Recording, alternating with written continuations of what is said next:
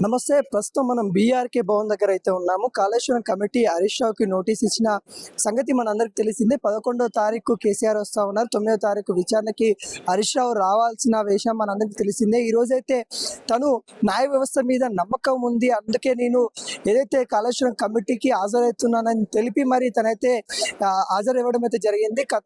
కొద్ది నిమిషాల ముందు అయితే తనైతే లోపలికి కూడా వెళ్ళడం అయితే జరిగింది. 9వ అంతస్తులో తనని విచారణ అయితే చేస్తా ఉన్నారు. బీఆర్కే భవన్ దగ్గర కొంత ఉద్రిక్త నేపథ్యం అయితే కనబడతా ఉంది. బీఆర్ఎస్ సంబంధించిన నాయకులు అదేవిధంగా కార్యకర్తలు కూడా భారీ స్థాయిలో బీఆర్కే భవన్ దగ్గరికి అయితే రావడం అయితే జరిగింది. కాళేశ్వరం సంబంధించిన ఇరిగేషన్ మంత్రి అప్పుడు ఉన్నారు కాబట్టి మాజీ మంత్రిగా హరీష్ రావు గారు ఉన్నారు. కీలక పాత్ర మరి హరీష్ రావు గారిది ఉంది, విచారణ చేపట్టాలి అన్నట్టు కూడా నోటీసులు ఇచ్చిన సంగతి తెలిసింది.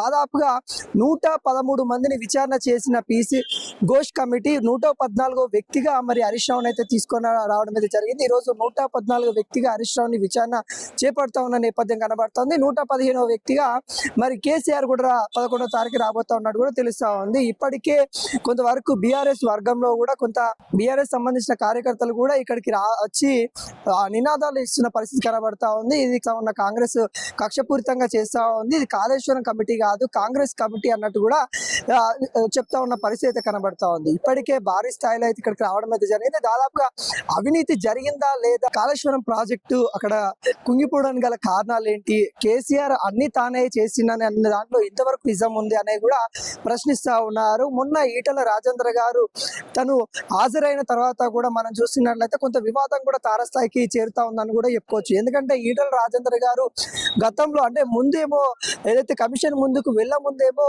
మరి అంతా కేసీఆర్ చేసిందని చెప్పారు. తర్వాత విచారణ తర్వాత మేము మంత్రివర్గంలో చర్చించిన తర్వాత చేశామన్నట్టు కూడా తను చెప్పిన పరిస్థితి కనబడుతోంది. అంటే తను మాట మార్చేసి ఏదైతే మంత్రి క్యాబినెట్ దాంట్లో చర్చించిన తర్వాతనే మేము ఇవి పనులు చేశాము, నాకు టెక్నికల్ గా ఎటువంటి విషయాలు తెలియదు, కాకుంటే నేను ఏదైతే మినిస్టర్ గా ఉన్నాను కాబట్టి అప్పుడు ఫైనాన్స్ మినిస్టర్ గా ఉన్నాను కాబట్టి నేను అమౌంట్ ఎలిగేట్ చేశాను, కేంద్ర గవర్నమెంట్ ఇచ్చిన ఏదైతే పర్మిషన్స్ ఉన్నాయో వాటికి అనుకూలంగా నేనైతే బడ్జెట్ కేటాయించామన్నట్టు కూడా ఈటల రాజేంద్ర గారు ఫైర్ అయిన పరిస్థితి కనబడుతుంది, చెప్పిన పరిస్థితి కనబడుతుంది. దాని మీద ఇప్పుడు ప్రస్తుతం మంత్రిగా ఉన్న తుమ్మల నాగేశ్వరరావు గారు కూడా కొంతవరకు తను మాట్లాడడం జరిగింది.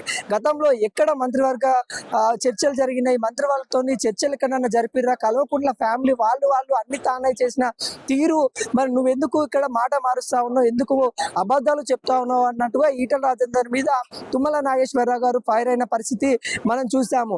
మరి ఇప్పుడు దాదాపుగా ఈటల రాజేందర్ గారి ఒక 45 నిమిషాల పాటు విచారణ చేశారు. మరి ఇప్పుడు హరీష్ రావు కీలక వ్యక్తి కాబట్టి 2 నుండి 3 గంటలు పట్టే సమయం అయితే కనబడతా ఉంది. ఇప్పటికీ భారీ ఎత్తున అయితే బీఆర్కే భవన్ కి బీఆర్ఎస్ కార్యకర్తలు అయితే భారీ స్థాయిలో అయితే రావడం అయితే జరిగింది. ఇక్కడ కూడా చాలా స్థానికంగా ఉన్న అయితే గ్రేటర్ హైదరాబాద్ లో సంబంధించిన ఎమ్మెల్యేలు కూడా వచ్చారు. అదేవిధంగా జనగాం ఎమ్మెల్యే పల్లారాజేశ్వర రెడ్డి గారు కూడా ఇక్కడికి వచ్చారు.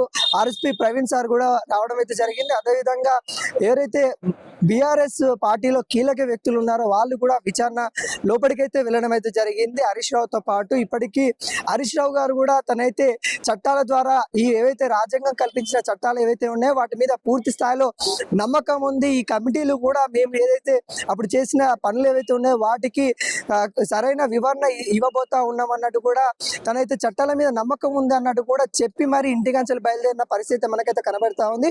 మరి చూడబోవాలి మరి విచారణ అనంతరం ఏ విధంగా ఉండబోతా ఉంది. ఒక 2 నుండి 3 గంటల సమయం పట్టే పరిస్థితి అయితే కనబడతా ఉంది. కొంత ఆందోళన పరిస్థితి అయితే బీఆర్కే భవన్ కాడ అయితే నెలకొంది. కెమెరామెన్ రవీందర్ తో మియాని, బీఆర్కే భవన్.